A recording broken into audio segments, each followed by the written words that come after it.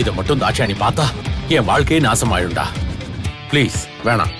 சரி, ரொம்ப கெஞ்சுற. வயசான ஆளாச்சேன்னு மன்னிச்சு விடுறேன். ஆனா ஒரு கண்டிஷன். என்ன?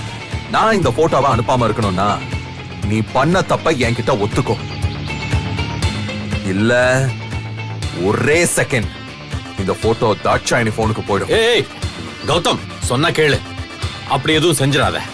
அப்ப நீ பண்ண தப்ப ஓ வாயாலே சொல்லு. சரி, நீ ஒத்து வர மாட்ட.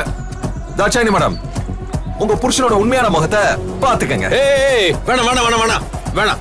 இல்ல இல்ல, நான் சொல்லிடுறேன். அப்படி வாடா வழிக்கு சொல்லு. ரேவதி அம்மாவும் இலக்கியாவும் என்கிட்ட மறைக்கிற விஷயத்த சொல்லு.